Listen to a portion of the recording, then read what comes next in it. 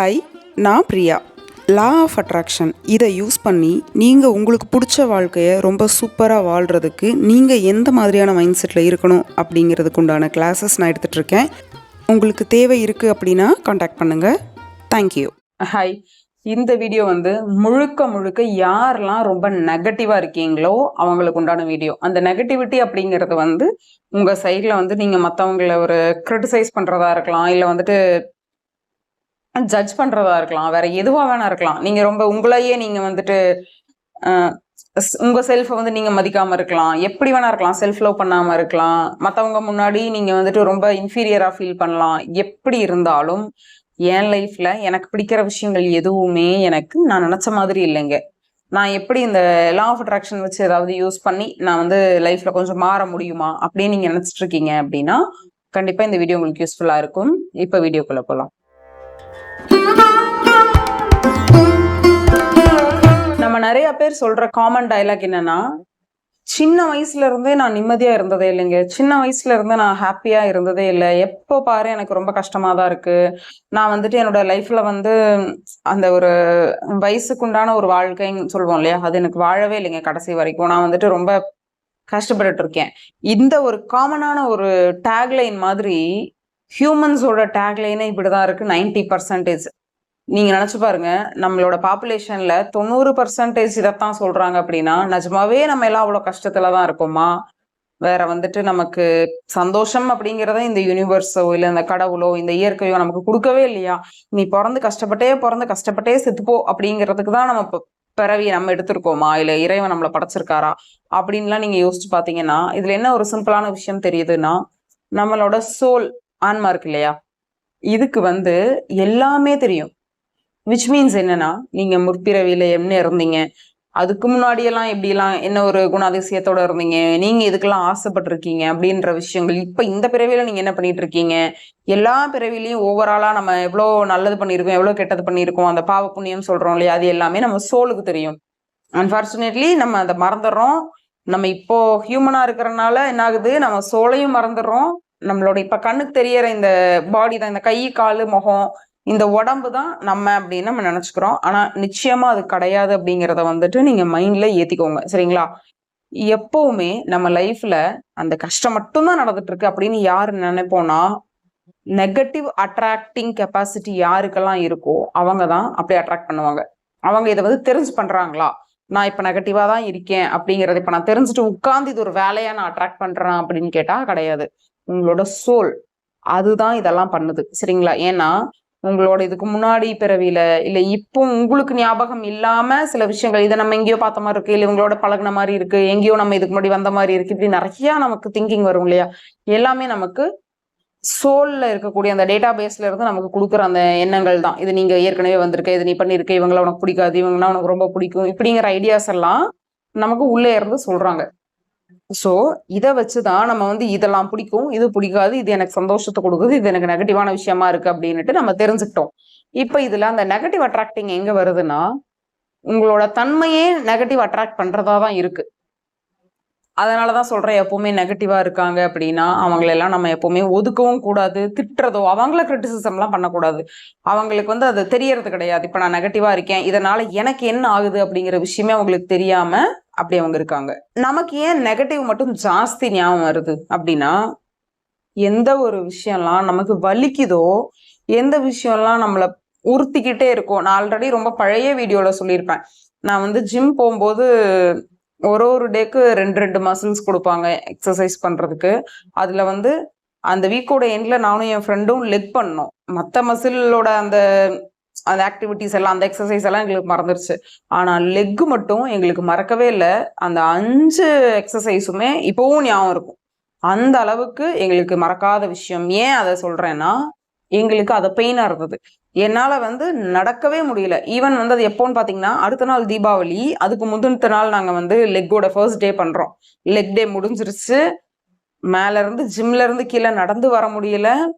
ஒரு ஸ்டெப்பை எடுத்து அடுத்த ஸ்டெப் வைக்க முடியல. காலை இங்க வச்சுட்டு அடுத்த காலை தூக்கி அப்படி அடுத்தது வைக்கிற அளவுக்கு கூட தீபாவளி அன்னைக்கு நினைச்சு பாருங்க எப்படி இருக்கும்னு. நடக்க முடியல, போக முடியல, வர முடியல, வேலை பார்க்க முடியல, அந்த அளவுக்கு.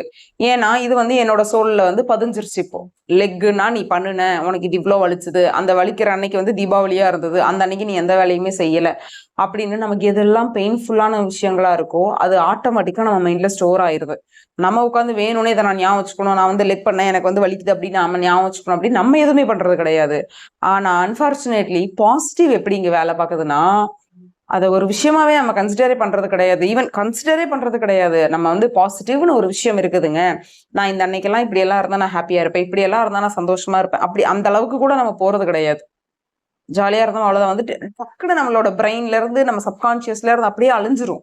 அதனாலதான் நம்ம ஃபில்டர் பண்ணி பார்த்தோம்னா நெகட்டிவிட்டி மட்டும் நமக்கு அதிகமா இருக்கு. இது வந்து தப்பா, இது வந்து இப்படி இருக்கிறது வந்து சரியான்னு கேட்டா கண்டிப்பா சரி கிடையாது. அதுக்காக இது தப்பும் கிடையாது. ஏன்னா நம்மளோட இயல்பு, மனதினோட இயல்பே என்னன்னா நமக்கு எது வலிக்குதோ அதை தான் ஞாபகம் வச்சுக்கோம். எப்பவுமே பாத்தீங்கன்னா நம்ம ரொம்ப கஷ்டப்பட்ட காலத்தை மட்டும் தான் ஞாபகம் வச்சுக்குவோம். ஏப்பா நீ வந்து ஒரு நிமிஷத்துக்கு நீ கடைசி எப்ப சந்தோஷமா இருந்தேன்னு சொல்லு பார்க்கலாம் அப்படியே நம்ம கேட்டோம்னு வச்சுக்கோங்களேன், அவங்களுக்கு வராது டக்குன்னு சொல்றதுக்கு. இதுவே நீ வந்துட்டு லாஸ்டா உன்னை யார் ஏமாத்தினா, நீ எதுக்காக அழுத, எதுக்கு ரொம்ப வருத்தப்பட்ட அப்படின்னு கேட்டா மினிமம் ஒரு 4 விஷயம் 5 விஷயம் நமக்கு இருக்கும் அதை சொல்லி ஃபீல் பண்றதுக்கு. ஏன்னா நம்மளோட அந்த கஷ்டமான விஷயங்களை நிறைய பேர்த்துக்கிட்ட நம்ம சொல்லியிருக்கோம், அந்த செல்ஃப் டாக் பண்ணியிருக்கோம். அதனாலையும் நிறைய இங்க நம்ம கண்ணு முன்னாடி இன்னைக்கு சூழ்நிலைகளுக்கு நெகட்டிவான ஒரு விஷயங்களை அட்ராக்ட் பண்ற அளவுக்கு நம்ம ரொம்பவே வந்து ரொம்ப ஃப்ரெஜைலா இருக்கும். ஏதாவது ஒன்று நடந்ததுன்னா டக்குன்னு அதை மண்டைக்குள்ள ஏத்திட்டு ஐயோ அது நமக்கு நடந்துருச்சுன்னா என்ன ஆகும், ஐயோ அவங்களுக்கு அந்த ஒரு டிசீஸ் இருக்குனாங்களே இது நமக்கு வந்துருச்சுன்னா என்ன ஆகும், இவங்களுக்கு இங்க வலிக்குதுனாங்களே நமக்கும் வேற வலிக்குது, ஒருவேளை ஹார்ட் அட்டாக்கா இருக்குமோ, அப்படி இருக்குமோ, இப்படி இருக்குமா, போதாததுக்கு கூகுள் வேற இருக்கு, எதை பண்ணாலும் தலை வலிச்சா என்னது, கை வலிச்சா என்னது, லெஃப்ட் ஹேண்ட் பெயினா இருக்கு அப்ப இது ஹார்ட் அட்டாக்கா அப்படின்னுட்டு நம்ம நிறைய விஷயங்கள் வந்து ஆல்ரெடி இருக்கிற நெகட்டிவ் பத்தாம இன்னும் மோர் நம்ம நெகட்டிவா நம்மள இன்னும் ஆக்கிக்கிறோம். ஆல்ரெடி இருக்குது, அந்த இருக்க விஷயத்தை இன்னும் நம்ம ஜாஸ்தி பண்ணிக்கிறோம். இது வந்து நம்ம மறக்கிறதுனாலதான் நமக்கு அதிகமான நெகட்டிவிட்டியை நம்ம அட்ராக்ட் பண்ணிக்கிட்டு இருக்கோங்கிற விஷயம் அன்கான்சியஸா இருக்கு. இதை மாத்த முடியுமா? இந்த நெகட்டிவ் ஜோன் எனக்கு தெரியுது நான் நெகட்டிவா இருக்கேன்னு, எனக்கு இது சுத்தமா பிடிக்கல, இதை வந்து நான் மாத்தணும் அப்படின்னு நினைக்கிறேன்னா இது நடக்குமான்னு கேட்டா கண்டிப்பா பாசிபிள். எப்போ அது பாசிபிள்னா நீங்க போய் யாருக்கிட்டையாவது உங்க விஷயங்களை சொல்றதோ, இல்ல வந்துட்டு நிறைய பாசிட்டிவான வீடியோஸ் பாக்குறது, மோட்டிவேஷன் வீடியோஸ் நிறைய பாக்குறது, அப்புறம் வந்துட்டு இதனால எல்லாம் உங்களோட அந்த கேரக்டர் மாறுமான்னு கேட்டா மாறாது. ஏன்னா இதெல்லாமே எக்ஸ்டர்னலா நீங்க பண்றது. உள்ளுக்குள்ள அன்கான்சியஸா நீங்க எப்படி இருக்கீங்க அப்படிங்கிற அந்த விஷயங்களை வந்து நீங்க சூட்சமமா தான் நினைச்சு பார்க்க முடியும். சும்மா மேலோட்டமா நான் இதெல்லாம் பண்ணி நான் இன்னைக்கு பாசிட்டிவா இருக்கேன் அப்படின்னா ஒரு எப்படி சொல்றது, ஸ்கேன் பண்ணாம ஒரு சாதாரண தலைவலின்னு நினைச்சிட்டு நம்ம வந்துட்டு ஏதோ ஒரு மாத்திரை போடுற மாதிரி, ஆனா நம்ம ஸ்கேன் பண்ணாதான் மண்டையில வேற ஒரு பிரச்சனை இருக்குன்னு தெரியும். அந்த மாதிரி நம்ம வந்து உண்மையாலுமே நம்மளை எங்க மாத்தணும், முதல்ல மனசு வைக்கணும், நான் மாறணும், எனக்கு இப்ப இருக்கிறேன் இல்லையா இது எனக்கு பிடிக்கல, நான் மாறணும்னு முதல்ல நீங்க மனசு வைக்கணும். அப்ப மாறணும் அப்படின்னா என்ன நடக்கும், உங்க லைஃப்ல ஆட்டோமேட்டிக்கா சேஞ்சஸ் நடக்கும். அந்த சேஞ்சஸ் நீங்க வந்து அக்செப்ட் பண்ணிக்க ரெடியா இருக்கணும். அதுக்கப்புறமா தான் நீங்க அந்த அன்கான்சியஸ்ல நான் வந்து இப்போ நெகட்டிவா இருக்கேன் இல்லையா, அதை நான் எப்படி அந்த அன்கான்சியஸ்ல இருந்து வெளியே வர்றதுங்கிறத கான்சியஸ் மைண்டை வச்சு நீங்க வந்து புரிஞ்சதை யூஸ் பண்ணிக்கணும். புரியுதுங்களா?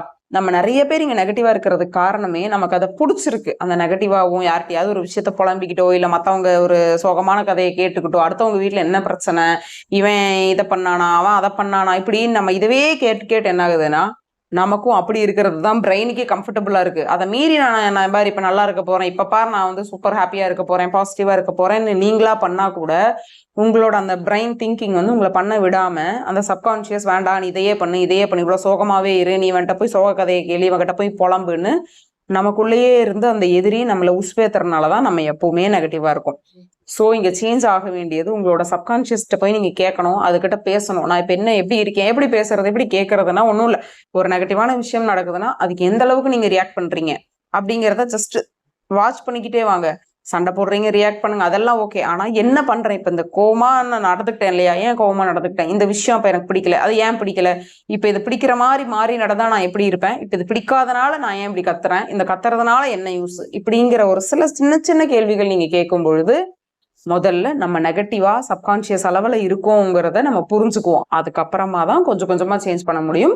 பட் கண்டிப்பா நம்மளால சேஞ்ச் ஆக முடியும். அப்படி யாராவது நெகட்டிவா இருக்கிறீங்க அப்படின்னா நீங்க முதல்ல மனசு வைங்க. உங்களை சுத்தி இருக்கவங்க உங்களை மாத்துவாங்கன்னு நினைக்காதீங்க. நீங்க மாறணும். நீங்க மனசு வச்சீங்கன்னா கண்டிப்பா நமக்கு இந்த யூனிவர்ஸ் ஹெல்ப் பண்ணுவாங்க. தேங்க்யூ.